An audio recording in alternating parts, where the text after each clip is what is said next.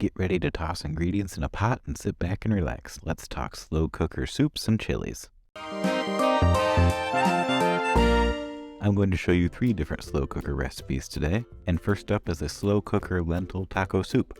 We're going to grab our saute pan and add 1 small sweet potato piece. Just kidding, add in some olive oil and spread that around a little bit. Add to the pan 1 diced onion and 1 diced jalapeno. Remove the seeds if you don't want it too spicy. Add 4 garlic cloves minced and saute that over medium-high heat for about 1 minute until fragrant. Add the mixture directly to the slow cooker. Add 1 cup of dry lentils, brown, green, or red. I'm using red. 2 cups of diced sweet potatoes. 2 cups of diced carrots.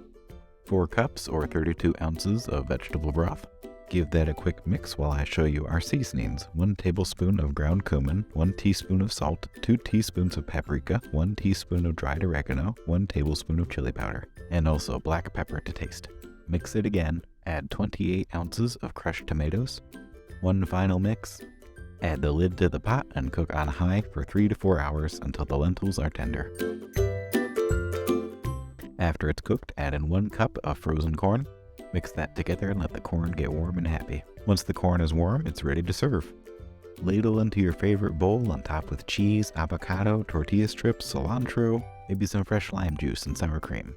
Overall, this is a delicious soup packed with taco flavor, and it's got some great vegetables and nutrition packed in as well.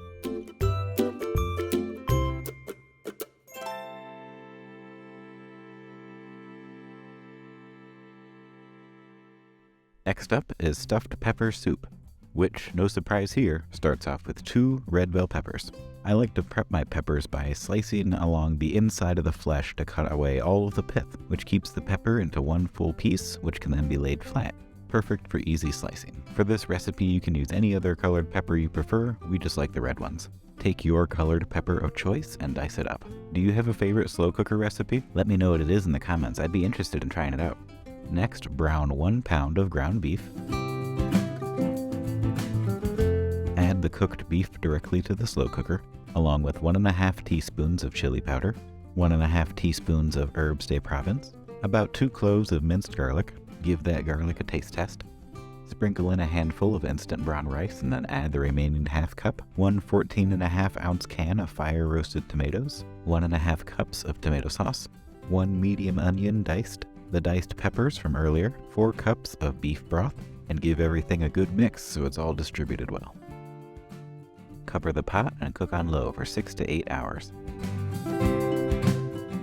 After everything is cooked, give it another stir, and at this point it's ready to serve. You could add some extra garnishes as well. I added some fresh basil. We also tossed in some frozen spinach and then stirred it around to cook it and warm it up. Even if the spinach is frozen, it does not take a long time for it to cook. It wilts right away. Ladle into your favorite bowl. Top with shredded cheese, maybe a little bit more fresh basil.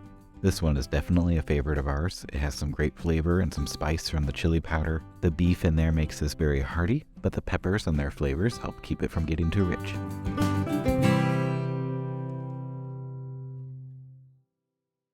Next up, we're going back to a more Mexican flavored recipe, a turkey and butternut squash enchilada chili. Start by warming up a pan with some olive oil. Add 1 small onion diced. Add about 2 cloves of minced garlic. After cooking for several minutes until translucent, add in the ground turkey. Add 1 teaspoon of dried oregano, salt and pepper to taste. In my case, the turkey was left over and already cooked, but if you used raw turkey, cook that all the way through, please. Add the turkey mixture directly to the slow cooker. Add to that 2 teaspoons of chili powder and 1 tablespoon of cumin. 2 cups of butternut squash or sweet potato is a good substitute. 1 15-ounce can of diced tomatoes. 1 15-ounce can of black beans that have been rinsed. 15 ounces of enchilada sauce or salsa.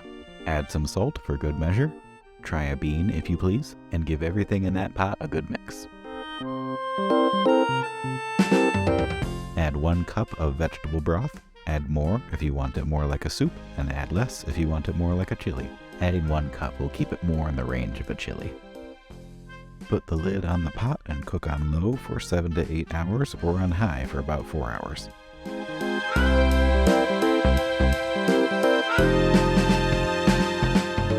After it's done cooking, you can open the lid and get a nice steam bath.